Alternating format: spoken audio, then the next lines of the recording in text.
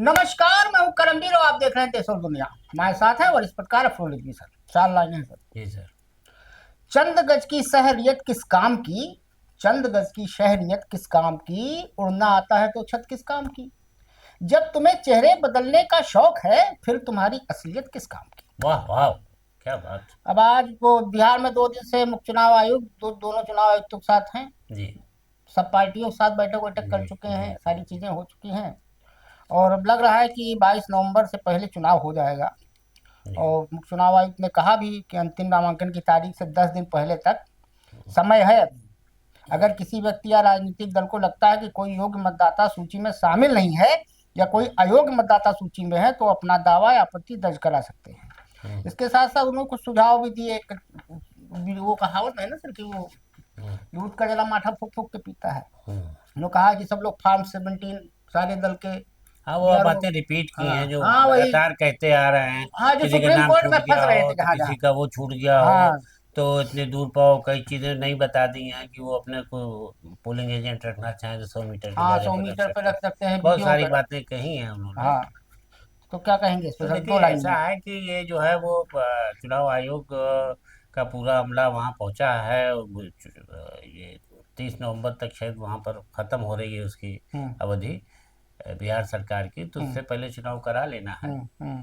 तो अब ये समझा जा रहा है कि अभी जो बात हुई है कि वहाँ दिवाली के बाद वो हम्म, छठ त्योहार जो है हाँ वो बहुत महत्वपूर्ण है। हाँ तो छठ के फौरन बाद हाँ। पूरा प्लान तैयार किया जा रहा है। और वहाँ के जो राजनीतिक संगठन के लोग हैं, 6 महत्वपूर्ण संगठनों के राजनीतिक नेता और हम्म जो वैसे निर्दलीय है हम्म वो, और जो वैसी पार्टियां, छोटी पार्टियां हैं, सभी ने अपनी राय दी है आयोग हाँ। को कि ये चुनाव जो है छठ पूजा के फौरन बाद करा लिया जाए, क्योंकि लोग बाहर से आते हैं। 100% वेबकास्टिंग भी होगी। हाँ, तो इस तरीके से जो है वो वोट कास्टिंग को महत्व समझते हुए जो हम्म आयोग ने भी आश्वासन दिया है हम्म कि सही कराएगा। लेकिन ये कि आयोग ने बहुत सारी बातें जनता की समझाने के लिए कही हैं जो लगातार हो रही हैं। हम्म। अब इस बार वहाँ पे बैलेट पेपर लेकिन कलर ये होगा। है कि आयोग ने एक चीज़ और बहुत महत्वपूर्ण कह दी है। जी। वो ये कह दी है कि बिहार का चुनाव जो है वो इस बार जो हमारा एसआईआर हुआ है हम्म उसके तहत हो रहा है। हम्म। मतलब तहत का मतलब ये कि वो जो, उसके बाद हो रहा है, उस हाँ, प्रोसेस के जो बाद। जो होता है कि नामांकन वोटरों का हम्म पूरा वोटर लिस्ट को पूरी हम्म तरह से संशोधित कर लेना चाहिए। हम्म वो ज़रूरी होता है, तो वो हम करा रहे हैं। तो इससे पूरे देश को एक नई हम्म दिशा मिलेगी चुनाव की। हम्म सारे देश के लिए ये एक मॉडल साबित होगा। हम्म। हाँ, कुल मिला के अब यही है। दे पूरे देश में कराने को एसआईआर कह ही रहे हैं। हम्म। अब सर, पिछले एक हफ्ते 10 दिन में मध्य प्रदेश और राजस्थान में, मध्य प्रदेश में 10 बच्चों की मौत हो चुकी है हम्म और राजस्थान में भी 3-4 बच्चों की मौत हो चुकी है। हम्म अब इस मामले में डॉक्टर जो है, जो प्रिस्क्राइब कर रहे थे, हम्म उन्हें निलंबित भी कर दिया गया, पुलिस की हिरासत में है। हम्म डॉक्टर प्रवीण सोनी, पूछताछ भी हो रही है। हम्म अब सबसे बड़ी विडंबना यह है सर कि सब कुछ गंवा के होश में आए तो क्या हुआ। हम्म साल 2020 से चल रहा है। हम्म। हमारे जो केंद्रीय स्वास्थ्य मंत्री हैं हसमुख अढ़तिया, उनके बारे में कहा जाता है कि जब कोविड आया था तो जब वो मंत्री बने थे उसके 2-3 दिन पहले से लगातार टीका कंपनियों का दौरा कर रहे थे। और कहा, बताया जाता है टीका कंपनी की लॉबी ने ही उनको मंत्री बनवाया। किताब भी उन्होंने लिखी है मोदी जी पर। अच्छा हमारे अच्छा। तुषार शर्मा जी लाए थे, हमको दिए थे, कहीं ये रखी होगी। अच्छा, पढ़ लीजिएगा। हाँ, और गुजरात के हैं, उनकी हम्म खूबी है और हम्म बहुत अच्छे बिजनेसमैन हैं। हम्म वो जो इलेक्टोरल बांड वाला मामला था उसमें भाजपा को भर भर के सबसे ज्यादा दान जो है फार्मा कंपनियों ने ही दिया था। हम्म और कई देशों में, उज्बेकिस्तान में, कई देशों में हमारे यहाँ की जो कप सिरप गई उनको पी पी के लड़के मरे। डब्ल्यूएचओ ने जब कहा तो उसमें हसमुख अढ़तिया ने कहा कि ये एक तो हमारे सबसे आसान है ना, देशद्रोही घोषित कर दो, साजिश है देश को अपमान करने की। कहा जब डब्ल्यूएचओ ने ज्यादा टाइट किया तो माना। हम्म 147-48 कंपनियों पे कार्रवाई भी हुई, 75-76 को नोटिस दिया गया। जम्मू कश्मीर में भी हुआ था 22 में, हम्म, हम्म। 12 बच्चे मर गए थे, लेकिन आज तक कहीं कुछ हुआ नहीं। आज भी वही सब खाना पूर्ति चल रही है। क्या कहेंगे सर। नहीं, देखिए, ऐसा है कि सरकार को सरकार में बैठे इस वक्त जो लोग हैं हम्म उनको ये महसूस करना चाहिए कि बच्चों के जीवन से खिलवाड़ हम्म। नहीं होना चाहिए। और बाकी जो धंधा चलता है दवाओं के खरीद फरोख्त में, बहुत बड़ा रैकेट वो है। पूरी दुनिया में, अरे पूरे देश के अंदर लोग जानते हैं कि डॉक्टर वही दवा लिखता है जिसमें जिसमें उसको कमीशन कमीशन मिलता है। मिलता है। अब इस केमिकल, इतना जहरीला केमिकल मिला हुआ था इस कफ हाँ, सिरप में। Diethylene glycol. हाँ तो ये वो ये एक सेकंड इसके बारे में बता दें जनता को, ये किस काम आता है बेसिकली। ये बेसिकली पेंट में डाला पेंट जाता में है, डाला जाता है। पॉलीथीन बनाने में यूज होता है, गियर बॉक्स में यूज होता है। ये सबसे सस्ता और घटिया टाइप का ये फूड प्रोडक्ट है ही नहीं है, लेकिन ये सस्ता मिलता है तो मुनाफा ज्यादा होता है। तो मोदी जी का एक ब्रह्मवाक्य है, आपदा में अवसर, लोकल फॉर वोकल, उसी ने सत्यानाश किया है कप नहीं सिरप तो का। देखिए, अभी तो कल एक आर्डर ये भी आया है कि 2 साल के बच्चों को सिरप न लिखा जाए, हम्म। ऐसे दवाएं डॉक्टर लेकिन न सर लिखे। मध्य प्रदेश में जो मरे हैं हाँ उसमें लेकिन 7 साल का भी है। ये 7 साल का भी उसमें देखिए तो वही बता रहे हैं हम्म। कि ऐसी दवा हम्म। ब्लैक लिस्टेड कंपनियों से भी दवाएं खरीदी जा रही। 40-40 बार हाँ, कंपनियों पे छापा पड़ा, कुछ नहीं छापा हुआ, पड़ा सब चालू कुछ हो नहीं जाती हुआ, है। तो ये सरकार इसके लिए जिम्मेदार है। इसके लिए वो कंपनी जिसने दवा बनाई है उसके, इस पर तो सख्त कार्रवाई होनी ही चाहिए, होगी। मेरा ख्याल है हम्म। कि उसमें उसके खिलाफ, डॉक्टर ही के खिलाफ नहीं बल्कि कंपनी के खिलाफ भी एफआईआर हो रही कुछ है नहीं और होगा सर, काफी। जम्मू कश्मीर वाले में आज तक नहीं हुआ। अब उसका अब खेल जब क्या आप है। ये कह रहे हैं कि साहब वही मंत्री बना रहे हैं, वही हाँ। लाबी मंत्री बना रही है, हाँ। तो वो जो सबूत हैं वो इस तरह से नष्ट करा दिए जाते हैं बस। कि कोर्ट उसमें सजा क्या दे और पाएगी। राजनाथ सिंह कह चुके हैं, हमारे यहाँ इस्तीफा नहीं होता, हमारे यहाँ रेल हादसे ताबड़तोड़ होते हैं, रेल मंत्री इस्तीफा नहीं देते हैं, बच्चे मर रहे हैं, और स्वास्थ्य मंत्री नहीं दे रहे। इसका खेल एक है। दरअसल हुआ क्या कि 22-23 में ये भारत सरकार एक नया विधेयक लाई, केंद्रीय स्वास्थ्य मंत्रालय ने एक विधेयक का लाया था, जो था औषधि एवं प्रसाधन सामग्री अधिनियम 1940 की धारा 27 का हवाला देते हुए बताया हम्म। कि 4 तरह के दंड के प्रावधान थे। 27A था, 27C था, बी था और डी था। हम्म। इन्होंने खाली इस चक्कर में कि मालिक ना फंसे, जम्मू कश्मीर वाले में यही हुआ सर, हम्म। उसमें मालिकों के ऊपर कोई वो कार्रवाई नहीं हुई। राहत देने वाला कानून बना दिया है। हाँ, 3 कर्मचारियों को खाली लपेट दिया, और हाँ, मोदी जी विदेश में कह और चुके हैं। सजाएं भी ऐसी कम हैं, हम्म। उसका कोई बहुत कुछ नहीं, मतलब नहीं। आज तक किसी मामले में कोई कार्रवाई नहीं हुई। अफसर लद्दाख के जो प्रसिद्ध जलवायु कार्यकर्ता थे सोनम वांगचुक, जो जोधपुर सेंट्रल जेल में बंद थे, जी। पहली बार उनका संदेश मिला है। एनएसए के तहत गिरफ्तार किए गए वांगचुक को अपने बड़े भाई तस्यन दोरचे ले और वकील मुस्तफा हाजी के जरिए पैगाम दिया है। वांगचुक ने अपने संदेश में कहा है कि मैं शारीरिक और मानसिक रूप से पूरी तरह ठीक हूँ, सभी की चिंताओं और प्रार्थनाओं के लिए दिल से धन्यवाद देता हूँ। क्या कहेंगे, कल लगा है सुप्रीम कोर्ट में हाँ, हैबियस हाँ, कॉर्पस 6 उनका, अक्टूबर को कल उसमें कल लगा है पत्नी का आएगा। जी। तो ये जो हमारे ले के मसला है जी। सोनम वांगचुक जी, तो हम्म। वो उन्होंने, देखिए बहुत अच्छी बात है, उन्होंने इतनी बड़ी अच्छी अपील की है कि सरकार को खुद उनकी सज़ा कम कर देना चाहिए, उनको बाहर लाना चाहिए। कि वो कह रहे हैं गांधीवादी हम्म। तरीके से हमें आंदोलन करना, हम्म। अहिंसा का आंदोलन करना, हम्म। हिंसा नहीं करनी। हम्म। और उन्होंने कहा कि मैं जहाँ भी रखा गया हूँ, जेल में, हिरासत में, जहाँ भी, मैं बिल्कुल ठीक हूँ। तो इस तरीके से उन्होंने एक पॉजिटिव संदेश दिया है। हम्म। तो अब सरकार को चाहिए कि ऐसे इंसान के लिए हम्म। वो भी कुछ अच्छा सोचे। उसको देशद्रोह का कोई मुकदमा नहीं बनता। जो आदमी खुद कह रहा है कि नहीं ये हिंसा गलत की है, ये हो और नहीं होना चाहिए, लेकिन जो हमारे लेह के अंदर युवा बेरोजगार है, जो वहाँ की समस्याएं हैं, कोई सुनवाई नहीं हो रही। जो नाम की एक काउंसिल बनी हुई है, उसके पास कोई पावर नहीं है। तो वो तो काट के उल्लू है। हाँ, तो उसको पूर्ण दर्जे का जो वादा किया गया था उसको मिलना चाहिए। तो ये मांग करना कोई गुनाह तो नहीं है। नहीं, निशिकांत दुबे का हम कल ट्वीट पढ़ रहे थे, हम उनको रोज पढ़ते हैं सवेरे। हम्म। उनको भगवान ने पता नहीं कहाँ से अकल बांटी है, अकल बड़ी बात है कि भैंस उनके लिए। वो अब उनके पास सबका एक जवाब है कि सबके पीछे सोरोस है, जॉर्ज सोरोस और राहुल गांधी। वो सोनम वांगचुक को भी बता रहा है। वैसे इससे डर के दिल्ली पुलिस ने आज ही एक आदेश दिया है पुलिस को अपने यहाँ के, कि भाई जैसे नेपाल जैसी स्थिति अगर दिल्ली में हो जाए तो हल्के प्रयोग करने वाले अस्त्र हैं कि नहीं, क्या कैसे रणनीति बना जाए, उनकी भी हाँ, कान इस खड़े पर हैं। भी काम हो रहा काम हो रहा है। है, इस पर भी काम अब हो सर ऑपरेशन सिंदूर के दौरान 22 लोग मारे गए थे, लोकल के, जम्मू रहा है। कश्मीर के, जिनको बच्चों को राहुल गांधी ने गोद लिया है कि पढ़ाई तक के लिए। अब उसमें एक इंटरेस्टिंग खबर मिली जो और कहीं नहीं मिली। जम्मू कश्मीर के 8 जिलों के करीब 500 गांव पाक से सटे 6 किलोमीटर के बॉर्डर दायरे में आते हैं। 60 गांवों को ऑपरेशन सिंदूर के दौरान काफी नुकसान हुआ था।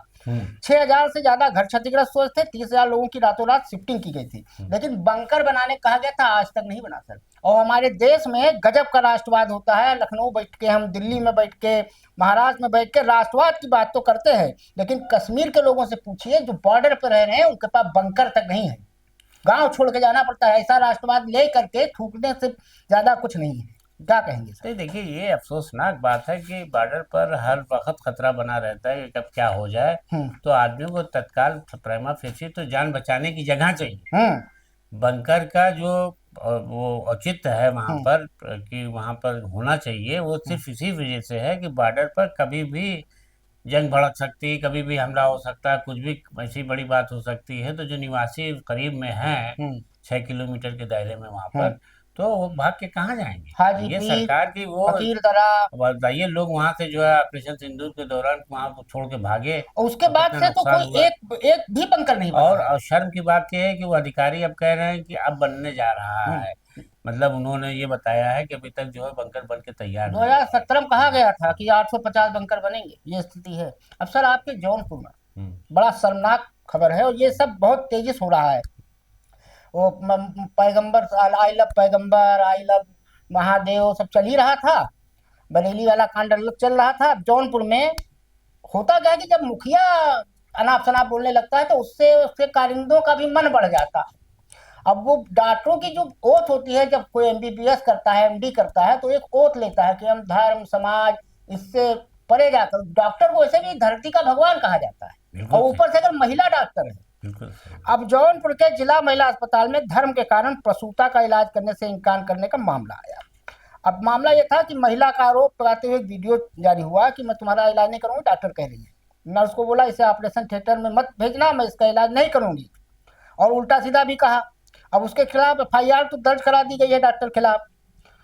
क्या कहेंगे सर? अब देखिए, ये तो एक पढ़ी लिखी महिला हैं, डॉक्टर जैसी पोस्ट जो कि जीवन रक्षक माना समा जाता है। परवीन है वो हाँ। औरत, और वो प्रेगनेंसी का मामला था। हिराकत का या काम हम्म। अड़ियाहू का कहाँ का रहने वाला है वो?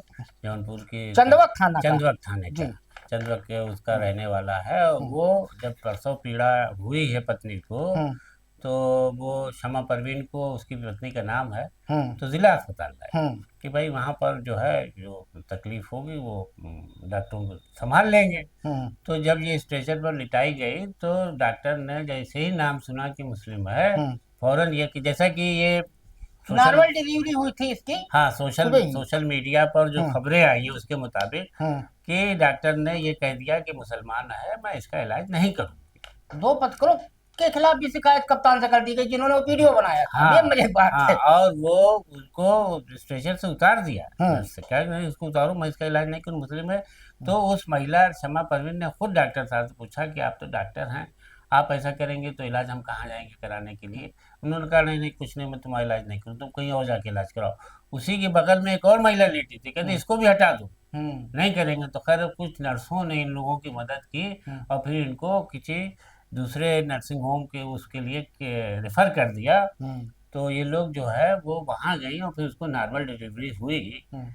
बच्चे और जच्चा की जान मतलब बच धर्म गई। पूछ के अब इलाज लेकिन भी ये किया बहुत जाएगा। शर्मनाक बात है, बहुत ये सब, शर्मनाक। ये पूरे डॉक्टर बिरादरी के लिए है, पूरी ये डॉक्टर जो बिरादरी आप को कह इसका रहे हैं भर्त्सना करनी चाहिए। कि लोगों के हौसले तब बढ़ जाते हैं जब उनको लगता है कि हाँ, जब मालिक हमारा हाँ, है तो इस माहौल में हमको यही हम भी करना हाथ है। पर धुल लें। नहीं, लेकिन बहुत अफसोस, अगर मास्टर बच्चे को पढ़ाने में वो हिंदू मुसलमान करने लगे, डॉक्टर डॉक्टर वो इलाज में करने लगे, करने लगे तो आदमी कहाँ जाएगा? और आईएमए को इसकी भर्त्सना करनी चाहिए। उस डॉक्टर पे कोई अभी तक सख्त कार्रवाई नहीं हुई है। जबकि हर जगह ये है कि बगैर किसी भेदभाव के आप अपनी सेवाएं देंगे। तो संविधान में है, हम भारत के लोग, we the people of India, और दोनों पत्रकारों की एफआईआर हो गई और दो लिखी। पत्रकार जो बेचारे उसको शूट करना चाहते थे, उनके खिलाफ हो उनके गई खिलाफ एफआईआर। हो गई कि असलियत सामने ना आने पाए। और डॉक्टर साहब बढ़िया ये बल्ले बल्ले। महिला इतनी क्रूर हो सकती है, नहीं समझ में आ सकता है, हो सकती भी है, अब क्या कहा जाए, जब नहीं किया तो इस तरीके की मानसिकता कैसे हो रही एक है? और उदाहरण उसका, आगरा में, हम्म। एक आगरा का ब्लॉक है शमशाबाद, वहाँ का एक गांव है खेड़ा। अब एक वहाँ बाल विदुषी कथावाचिका है, हम्म। नाम है लक्ष्मी। हम्म। अब वो वहाँ भागवत कथा करने गई थी। अब वो कौन सी भागवत कथा करती हैं ये भगवान जाने, और कौन से भागवत में लिखा है। उन्होंने कहा कि मुसलमानों के ऊपर थूक और मूत्र मिलाने के आरोप लगाए, और उनका कहना है कि इन सबकी वजह से हिंदुओं का धर्म भ्रष्ट हो रहा है। और उन्होंने कहा कि अब मुसलमान आतंकवादी गतिविधियों में पाए जाते हैं। वहीं बालश्री लक्ष्मी ने यह भी कहा कि हर गांव में बोर्ड लगना चाहिए कि हमारे गांव में मुसलमान का प्रवेश वर्जित है। व्यासपीठ से कहा है, शायद व्यासपीठ का अर्थ भी उन्हें नहीं पता होगा। ये हो रहा है देश में। यही नहीं, वो धीरेन्द्र शास्त्री जी महाराज इसे बोलते हैं, वो है कथावाचक, क्या नाम है उसका, मथुरा वाला, वो सीजीआई पर टिप्पणी किया था। ऐसे ऐसे हमारे यहाँ नए नए निकल आए हैं। ये एक नया है, एक हमारे राम भद्राचार्य हैं जो पंडितों में पंडित बताते हैं। हिंदू मुसलमान करे तब भी ठीक है, पंडित में भी पंडित। आपके जौनपुर के हैं मिश्रा जी, रामभद्राचार्य, वो बताते हैं गिरी पाठक उपाध्याय पंडित नहीं है, सरजू पारी और कानकुंज का भी बताते हैं। अरे हिंदू मुसलमान तक तो ठीक था, पाणियों में पाणी। कालकुंजी ब्राह्मण भी नहीं पंडित है। अब वहाँ वो सरजू पानी है ना, जौनपुर में सरजू पानी होते हैं। अब बता तो रहे हैं, पाठा गिरी इनको तो वो पंडित नहीं मानते। क्या कहेंगे, कौन सी हवा चल रही है अब देश में? क्या कहा जाए कि बहरहाल अभी कल आप यही बात कर रहे थे कि देश के अंदर ऐसी माहौल पैदा किया जाता है हम्म। राजनीति कि हिंदू मुसलमान करने से राजनीति चमकेगी। हम्म। अब साधु संत भी ये कहीं ना कहीं इस तरीके से श्रीमद् भागवत की कथा गई थी पढ़ने, हम्म। तो बजाय वो सकारात्मक संदेश मिलने के लोगों को ये संदेश मिलने लगा कि मुसलमान के बाइकाट करो, वो तो अपने फैशन चल गया है। अपने गांव में रोको, और ये गंदे होते हैं ये जो आप बता रहे हैं थुक्के और क्या पेशाब मूत्र मिला करके करा, तो बहुत ही नई नई चीजें। दुखद है। बहरहाल इस पर देखिए वही बात घूम के फिर वही बात आती है कि देश और प्रदेश का मुखिया हमारा हम्म। देखे कि क्या हो रहा है। अगर हमारे देश के मुखिया और प्रदेश के मुखिया ये कहते हैं कि हम कानून के तहत हर काम कर रहे हैं, हम्म। तो ये तो कानून के तहत नहीं है हम्म। कि कोई ये कह दे कि गांव पर ये बोर्ड लगा दो कि यहाँ ये नहीं आएंगे, यहाँ ये नहीं जाएंगे, या इस तरीके की भाषा। संविधान ने हक दिया है सबको आने जाने का, तो ये ये इनके रोकने ये से कोई देश थोड़ी ना सबका रोकेगा। है, और उसमें कोई किसी के खिलाफ यदि क्या देश का प्रदेश का अधिकार उनको मिल गया है कि गांव पर वोट लगा देंगे।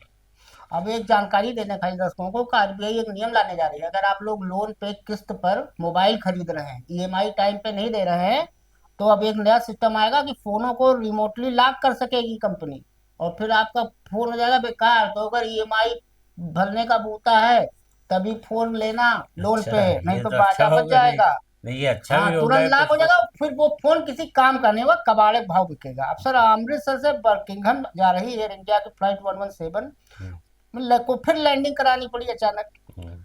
अब इसमें भी कुछ मामला इसे आया, इमरजेंसी लैंडिंग कराई गई। हम्म। ये घटना प्लेन की फाइनल अप्रोच यानी लैंडिंग की फाइनल प्रक्रिया के दौरान हुई, हम्म। जब विमान लगभग रनवे के करीब था। इस घटना को लेकर एयर इंडिया की ओर से बयान भी जारी किया गया है। क्या कहेंगे सर?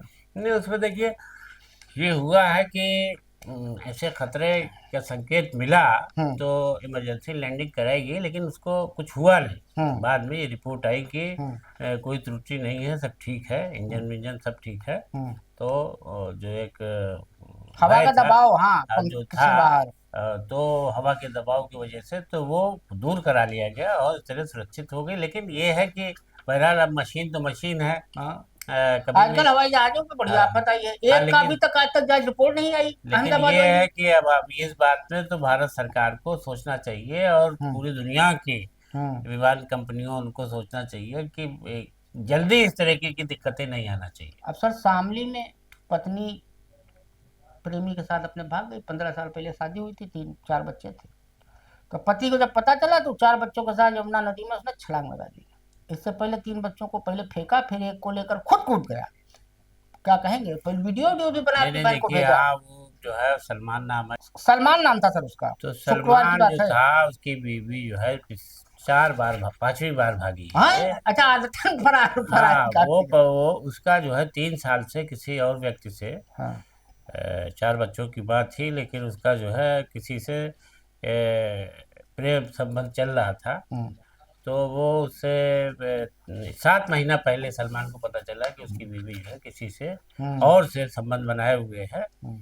तो उस पर झगड़ा हुआ था। हम्म। तो झगड़े के बाद वो ये कर रही थी, हम्म। और हालत ये थी कि अगर वो अपने ससुराल वालों से लड़की की शिकायत करता था, यानी अपनी पत्नी की, हम्म। कि आपकी लड़की या बहन भाइयों से, इनसे, पिता हम्म। से, माता से, तो वो लोग लड़की का साथ देते थे। हम्म। तो वो और ऊंची हो गई। हाँ, तो मनबड़ हो गई। हाँ, तो 4 बार तो भाग गई थी, समझा बुझा के लाए थे। जब 5वीं बार भागी है तो उब तो गया उसने कुछ। क्रोध में आकर के मैं बच्चों समेत अपनी जान दे दी। और ये बात देखिए कि वो वहाँ पर चाय रास्ते में एक दुकान पर एक बैठे हुए थे पंडित समोसा जी। खाया था ये। हाँ, समोसा, वो समोसा खाया नहीं, उसने समोसा लिया और बच्चों को दिया, खुद नहीं खाया। हम्म। एक व्यक्ति देख रहा था, तो उसने देखा कि उसके बाद वो वहाँ गया नदी के किनारे, और वहाँ से छलांग पहले लगा। बच्चों को फेंका, फिर खुद छलांग लगा दी गोद के बाद। 3 महीने का, कई महीने का, 6 महीने का बच्चा था, उसको गोद में लिए हुए था। अब चलते चलते एक छोटी जानकारी दे दें कि भारत का जो युवा है, जिसकी एज 28.8 साल की है, इस ग्रुप के जो एज ग्रुप के लोग हैं, जैन जी। जंजी, वो 2 घंटा 28 मिनट पर डे कम से कम रील बनाते हैं। ये रील बनाने का बाद तुषार जी बैठे रील देख रहे हैं, अभी बनाएंगे फिर डालेंगे, फिर लाइव भी वो करवाते हैं जबरदस्ती। और अमेरिका और इंग्लैंड में वो लोग 1 घंटा 1.5 घंटा ज्यादा नहीं देखते हैं। चलते चलते हमने कहा आपको बता दें, और आज तक वो आतंकियों को नहीं पता चला पहलगाम वाले मारे गए थे। जब पार्लियामेंट चल रही थी उसके बाद से कोई व्हाइट पेपर नहीं आया कि वो वही थे कि नहीं थे, कि कहाँ थे, कि कैसे आए थे। तो चलते चलते 2 लाइनें हैं भैया, और किसी भी बाबा के चक्कर में, मौलाना के चक्कर में कतई ना फंसा करो, चाहे कोई अनिरुद्धाचार हो, चाहे कोई मौलाना हो। नहीं, ये हिंदू मुसलमान करते करते मर जाओगे, कोई साथ नहीं देगा। 2 लाइनें हैं। बदन और रूह में झगड़ा पड़ा है, बदन और रूह में झगड़ा पड़ा है, कि किस्सा इश्क में किसका बड़ा है। हाँ। आज के लिए इतना ही, धन्यवाद।